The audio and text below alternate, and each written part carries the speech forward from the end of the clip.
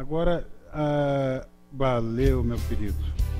Vamos então começar ao fundo de Vencedores por Cristo, o nosso tema de hoje.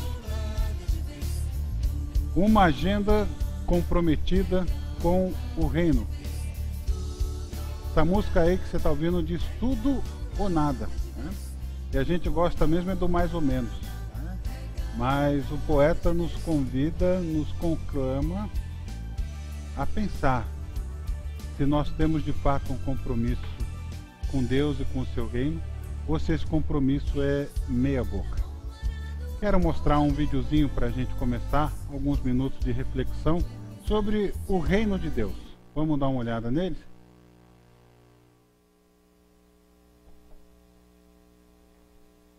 Oh, what do you say? Oh, the kingdom of God. What? Yeah, what's that mean? The kingdom of God is where you... Texas? I think I have it. It's heaven. No. The Golden City? It's a magical place that's up in the clouds. It is a big land that God owns. A big tower. Well, it's probably a big castle. No, it isn't. God gives us a kingdom of land, first ruled by Him. If we follow, we will obey, and we will live with courage and strongness. The kingdom of God is where you go and... No, I forgot. You know, a lot of us think that the purpose Jesus came was to try to help us get to heaven after we die. Well, I'd like to raise some serious questions about that based on the New Testament. I'd like to suggest Jesus didn't come here to tell us how to get to heaven after we die, primarily. He came to talk to us about how the kingdom of heaven can happen here on earth while we're here, and when our children or our grandchildren are here. Maybe what we should do is we should get Jesus to edit the Lord's Prayer. So we should edit the Lord's Prayer to sound more like the way we think. It should say, "Our Father who art in heaven, hallowed be thy name. May we go to heaven after we die. May we leave here and go to your kingdom in heaven, which is unlike earth, because there your will is done." But that's not what the Lord's Prayer says. It says, "May your kingdom come here. May your will be done down here on earth as it is in heaven." Very different understanding of what Jesus is about when we see his message centered on the kingdom. But what does that mean? What does the kingdom of God mean? Well, it changes the way you look at people who are different. You stop rich, look at the poor in a different way. The poor look at the rich in a different way. People look at people of other races and other religions in a different way. You can't look at someone of a different political party the same way and be faithful to the kingdom of God. The kingdom of God makes you look at creation in a different way. You look at the trees and the sky and the air and the water in a different way. This is now my Father's world. It's my Father's beautiful artwork it's not just natural resources for me to make a buck off of. If you're taking the kingdom of God seriously, you look at peace and reconciliation and conflict and war in a very different way. It's easy if you're in the kingdoms of this world to bomb people and kill people and throw them in prison and throw away the key. If you're part of the kingdom of God, you can't treat other people that way. You have to look at it from a new perspective, a new point of view, higher point of view. Jesus said things like, if you give a cup of cold water to somebody in my name, if you see someone who's in prison and you go to visit them, if you see someone who's naked and you give them clothing, if you welcome a little child, you know, in those moments, God's will is being done on earth. Because God cares about that little child, and God cares about that forgotten person in prison. When somebody loves their enemy, they're living by the way of the kingdom. On the human level, people see an enemy and they hate them. You love your friends, you hate your enemies. But when people love their enemies, they're manifesting the kingdom of God. When rich people decide that they're not going to use their wealth and power to keep aggrandizing themselves and improving their own portfolio. But when they reach a point, they say, gosh, I have enough, and there are people in such need. Now I'm going to use my money and my time and my energy and my voice and my vote on behalf of people who are suffering and poor and oppressed and forgotten. At that point, I'm not just a citizen of this world. At that point, I'm acting as a citizen of God's kingdom. I'm living out the way and the teaching and the example of Jesus. Those are some of the things, some of the ways the kingdom of God is a liberating and yet disturbing message for people today.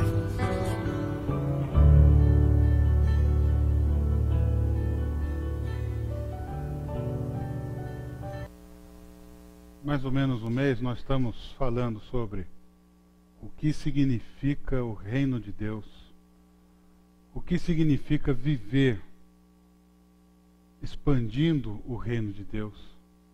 O que é que Jesus quis dizer quando ele nos ensinou a orar, venha o teu reino? O pastor Brian McLaren, este que aparece aí, ele explica muito bem que nós não fomos feitos para ter uma vidinha aqui e depois ir para o céu, mas para que o reino de Deus se manifestasse já na terra. Por isso é necessário que a gente faça algumas definições para que deixe absolutamente claro sobre o que nós estamos falando. Primeiro, cristão é cidadão do reino de Deus. Você não pode ver o reino de Deus se você não nascer de novo. João 3:3. Então o cristão, ele já, quando tem aquele encontro pessoal com Cristo, ele já passa a fazer parte do reino. Se ele não tem um encontro pessoal com Cristo, se não houve esse encontro que transforma, que impacta, que muda a vida, que a pessoa é feita uma nova criação, ela ainda não é cristã e, portanto, não é cidadão do reino de Deus. E o reino de Deus se manifesta à medida em que os cristãos vivem os valores do reino. Se a gente tem alguma dúvida, basta olhar para o Sermão do Monte. O Sermão do Monte, Mateus 5, 6 e 7, é a regra prática dos cidadãos do reino.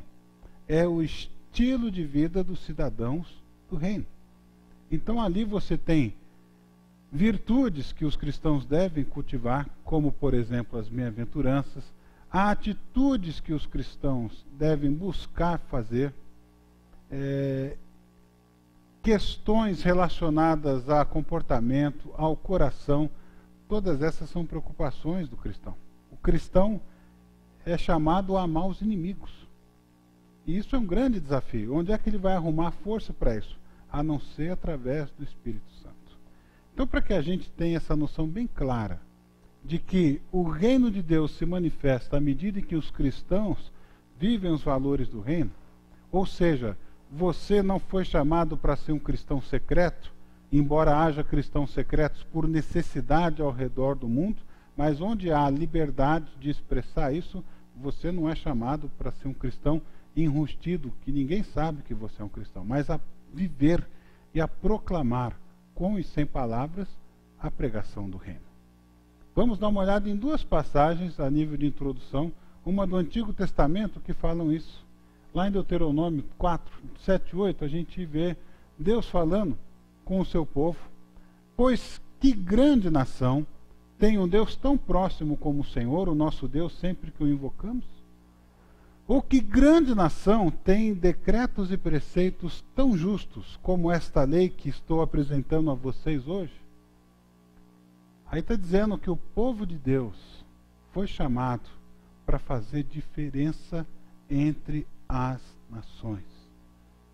O povo de Deus foi chamado para que por onde ele passasse as nações ficassem admiradas e dissessem, mas que povo tem leis tão justas como essas? Que povo que vive de uma maneira tão correta como essa? Que povo que tem um Deus tão tremendo como esse? Você tem uma versão no Novo Testamento, lá no Sermão do Monte, Jesus dizendo, vocês são o sal da terra. vocês são a luz do mundo, ou seja, o cristão é chamado para fazer diferença, o cristão é chamado para aparecer, para iluminar, para dar sabor. Assim, brilhe a luz de vocês diante dos homens, para que vejam suas boas obras e glorifiquem ao Pai de vocês que está nos céus. Houve uma pessoa lá no Antigo Testamento, houve outras, mas eu gostaria de falar sobre ele nessa manhã, que compreendeu o seu papel na história, compreendeu o que Deus estava fazendo na história, compreendeu por que ele estava ocupando o lugar, o cargo, a influência que ele tinha, e se dispôs a ser usado nas mãos de Deus para que a vontade dele fosse realizada. Esse homem chama-se Neemias, e eu te convido a gente a dar uma olhada em alguns versículos do capítulo 1 de Neemias. Tá? Neemias não é um profeta propriamente dito, mas é um servo de Deus. E o contexto aí, eu preciso colocar você antes da gente começar o texto, senão a gente cai de paraquedas e não entende o que está acontecendo. Tá? Deus colocou Israel de castigo no canto, porque Israel não obedeceu a Deus. Esse castigo no canto são 70 anos em que Israel é levado como prisioneiro para a Babilônia, fica lá, e ali você tem as histórias de Daniel acontecendo lá, Ezequiel. Então, é o período do exílio. E depois Deus inclina o coração do rei para que o Israel volte. Neemias e Esdras estão contando essa narrativa da volta. E aqui o povo já teve 2 viagens de vinda, e Neemias vai fazer parte da 3ª viagem para restaurar, continuar nesse processo de restauração da nação de Israel. Isso se deu no ano 445 a.C. Aqui no caso, nós estamos praticamente no fim do Antigo Testamento. Palavras de Neemias, filho de Acalias, no mês de Quisleu, mais ou menos novembro, dezembro, no 20º ano do reinado do rei da Pérsia, enquanto eu estava na cidade de Suzã, Anani, um dos meus irmãos, veio de Judá com alguns outros homens. E eu lhe perguntei acerca dos judeus que restaram, os sobreviventes do cativeiro, o exílio, e também sobre Jerusalém. E eles me responderam: aqueles que sobreviveram ao cativeiro e estão lá na província, passam por grande sofrimento e humilhação. O muro de Jerusalém foi derrubado, e as suas portas foram destruídas pelo fogo. Para você entender a importância dos muros, não é que os muros são mais importantes que as pessoas, mas naquele tempo as cidades tinham muros. Então, lembre-se lá de Jericó, por exemplo, no tempo do juiz. Se a cidade não fosse um grande forte, ela seria facilmente invadida, facilmente saqueada. Então, o relatório que Neemias está tendo é de que aqueles que estão lá no cativeiro estão passando por uma necessidade enorme, grande sofrimento, humilhação, e estão assim com uma sensação total de insegurança. Basta você imaginar, se você mora num prédio que não tem mais guarita no teu prédio, não tem mais nenhum portão no teu prédio. Quem quiser entra, sobe no elevador e vai bater na porta da tua casa. Se você mora numa casa, imagine que a sua casa não tem portão, não tem grade. Você está vulnerável a qualquer bandido entrar, te render e roubar tudo que você tem. Esse pessoal, como é que planta? Como é que colhe? Se eles plantarem, outros vão vir e vão roubar o que eles plantaram. Então, como é que eles estão vivendo lá? Debaixo de grande sofrimento. Verso 4. Quando ouvi essas coisas, sentei-me e chorei. Passei dias lamentando-me, jejuando e orando ao Deus dos céus. Esses dias que ele passou, se isso acontece até o 2º capítulo, esses dias são 4 meses em que ele fica nessa situação. Verso 5. Então eu disse, e aí Neemias começa a fazer uma das mais belas orações da Bíblia. A gente vai ler apenas alguns trechos dessa oração, depois você pode ler Neemias 1 em casa. Fantástica. Senhor, Deus dos céus, Deus grande e temível, fiel à aliança e misericordioso com os que te amam e obedecem aos teus mandamentos. Confesso os pecados que nós, os israelitas, temos cometido contra ti. Sim, eu e o meu povo temos pecado. Detalhe: Neemias não tinha nem nascido quando o exílio aconteceu. Ele não conhece Jerusalém, ele jamais havia pisado lá. Mas o senso dele de Ubuntu, se você não sabe o que é Ubuntu, acesse a mensagem anterior da série. O senso dele pertencer à coletividade e de ser afetado pelo sofrimento dos outros é tão grande que ele se coloca na brecha, ele se coloca no mesmo barco e ele, em nome do seu povo, confessa a Deus o pecado que o povo cometeu. Ele se coloca: nós temos cometido pecado contra ti, Senhor. Verso 11: Senhor, que os teus ouvidos estejam atentos à oração deste teu servo e à oração dos teus servos que têm prazer em temer o teu nome. Faze com que hoje este teu servo seja bem-sucedido, concedendo-lhe a benevolência deste homem. Nessa época, eu era o copeiro, tem um U a mais aí, o copeiro do rei. Benevolência desse homem é o rei. Então, o que significa ser o copeiro do rei? Né? Primeira coisa que a gente imagina é um mordomo, né? Que vai levar a bandeja, vai levar o chazinho, vai levar o vinho, mas é mais do que isso. Ele é um homem de confiança do rei, ele é uma espécie de assessor, ele está sempre junto ao rei, e toda vez que o rei vai comer ou beber alguma coisa, né, ele tem que provar primeiro, porque se o rei for envenenado, ele morre primeiro e o rei fica vivo. O rei não come. Se ele achar que o vinho está bom, então o rei pode beber. Então é alguém em quem o rei deposita toda sua confiança. A gente olha e parece que é um cargo sem importância, e não é assim, é um cargo de confiança. Então veja, quem está reinando? O rei Xerxes.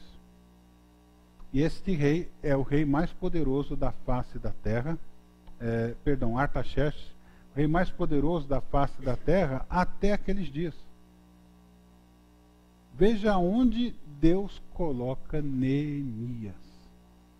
Neemias é alguém que apresenta algumas características que eu e você precisamos aprender a fim de que a nossa agenda seja uma agenda comprometida com o reino.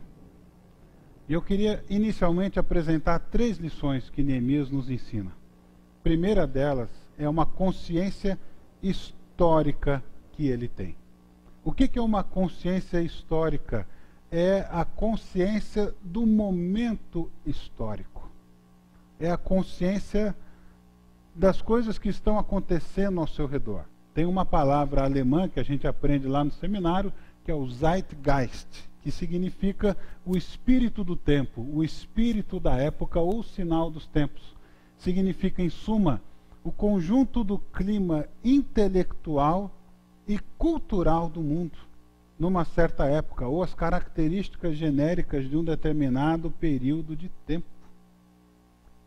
Neemias é alguém que tinha plena consciência do Zeitgeist e do seu momento na história. Você vê que ele situa não apenas historicamente, ele não sabe apenas a data do dia em que ele está escrevendo, mas ele faz questão de saber dos que restaram lá em Jerusalém, ele sabe da importância da cidade, ele sabe que lá há pessoas que, embora ele nunca tenha visto, são o seu povo. Ele quer saber como é que eles estão. É como se Neemias fosse um vestibulando. Você, para fazer uma redação que tenha um certo conteúdo, você precisa estar ciente do Zeitgeist. Você, para participar de uma reunião de negócios na sua empresa, você precisa saber o que está acontecendo. Se é bom ou não é bom fechar aquele negócio agora. Você precisa ler o jornal, você precisa estar conectado com a internet. Né? E Neemias era alguém conectado com o seu mundo. Não era alguém que ficava simplesmente respondendo e-mail todo dia. Era alguém que estava de olho nas notícias, que sabia que, por exemplo, na cidade dele ia ter um desfile chamado Parada Gay. No nosso contexto é um desfile que está acontecendo agora. É o segundo maior evento que traz dinheiro para a cidade de São Paulo, perdendo apenas para a Fórmula 1. Nós temos que ter consciência de que isso está acontecendo. Nós temos que ter consciência do papel do cristão e da igreja dentro desse cenário. Tanto que há cristãos que estão participando naquele momento, agora, estão ali na avenida, porque muitos deles, os que estão participando ali, vão cair bêbados pelos cantos, vão cair drogados, e não vai ter ninguém que os carregue, que os leve. E esses cristãos estão ali, não aprovando a conduta deles, mas estão ali para aproveitar as oportunidades, para serem relevantes na cultura que os cerca. Caramba, que coragem! Né? Então, o mínimo que a gente tem que fazer é orar por esses caras, que resolvem ter uma agenda comprometida com o reino de Deus. Neemias é um cara desse. É um cara que sabe do seu momento na história, sabe do domínio do seu rei, sabe do cargo que ele ocupa e sabe o que está acontecendo ao redor. E isso vem contra o nosso ensimesmamento tão proclamado, tão vivido no século XXI. Porque nós somos todos os dias convidados a olhar para o nosso próprio umbigo, para dizer para o resto do mundo: tô nem aí, que se dane. Eu quero viver o meu projeto de vida, ganhar o meu dinheiro, fazer a minha faculdade, ganhar o primeiro milhão, e quando eu estiver no segundo, no terceiro milhão, aí eu vejo se eu posso fazer alguma coisa pelo outro. O mundo de hoje conspira absolutamente contra nós, para que a nossa agenda arranje tempo para que a gente possa se preocupar com as coisas que estão acontecendo ao nosso redor. Daqui a 2 anos, nossa igreja vai celebrar 50 anos. Você sabia disso? Esse ano é o 48º ano. Daqui a 2 anos, nós vamos celebrar 50 anos de existência da Igreja Cristã Chinesa do Brasil, Igreja Cabo Verde. E a grande pergunta que a liderança tem feito para ela mesma, tanto o Ministério Português quanto o chinês, é o seguinte: o que é que nós vamos ter para comemorar daqui a 2 anos? E essa pergunta está chegando para todos nós, que somos partes dessa comunidade. Nossa igreja é uma igreja comprometida com o reino de Deus?